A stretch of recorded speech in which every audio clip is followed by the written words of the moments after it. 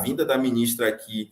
nessa semana foi exatamente isso. Ela esteve 2 dias dentro dos nossos territórios, tanto o território Barra Velha como o Comexetibá, 2 territórios emblemáticos ultimamente para o povo pataxó, porque foram os 2 territórios onde a gente teve os assassinatos de 2 adolescentes, né, e mais um jovem. Né, e, inclusive, há vários outros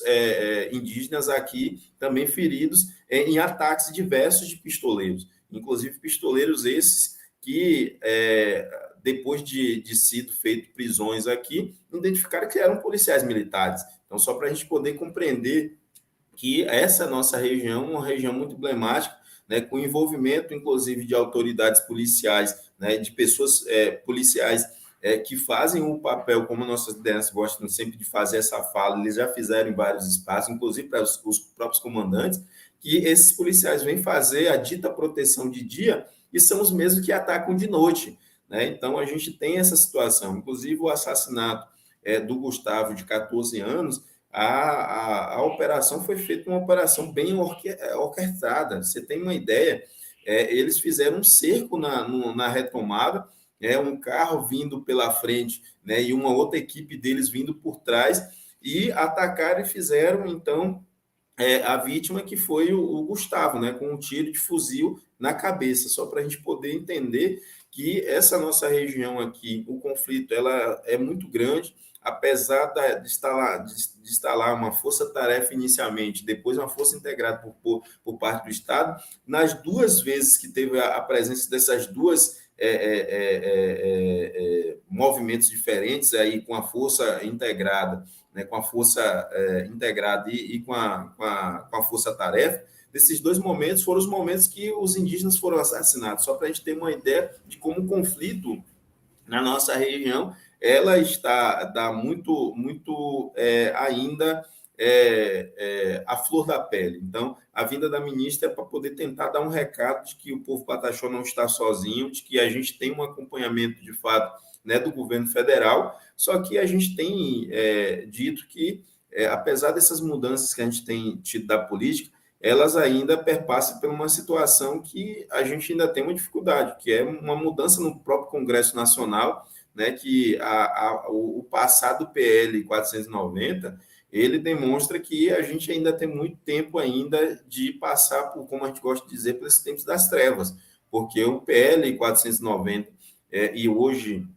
aprovado já dentro da Câmara, ele, além de estabelecer um marco temporal, que é muito danoso, porque você imagina, como é que você vai estabelecer um marco no tempo onde, antes desse marco no tempo, não havia uma garantia de direito de fato, né? O povo indígena, antes de 88, né, os povos indígenas, a gente não tinha nem a possibilidade de fazer a própria defesa, nós éramos tutelados, né, pelo Estado brasileiro. E, para além disso, a gente não tinha garantias de fato com relação aos territórios. Então, não há o que dizer sobre marco temporal, tentando estabelecer de que a gente tinha possibilidade alguma, né, de fazer qualquer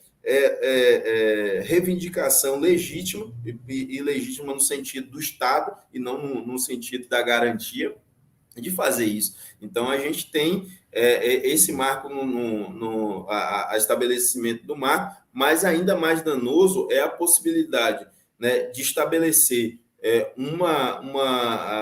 uma espécie de arrendamento dos territórios indígenas, ou seja, a possibilidade, né, de usurpação dos territórios indígenas, e isso a gente tem marcado na nossa história que o território Pataxó-Ranhe, que fica em pau-brasil, é a principal referência de que isso é danoso, porque a gente teve o arrendamento por parte do governo do Estado de forma irregular e os fazendeiros depois conseguiram o título pelo próprio governo do Estado, então isso não é bom para nós. Né? E a outra situação é a possibilidade da mineração em terras indígenas. A gente sabe, mineração em terra indígena não vai ser feita por indígena, vai ser feita por não indígena.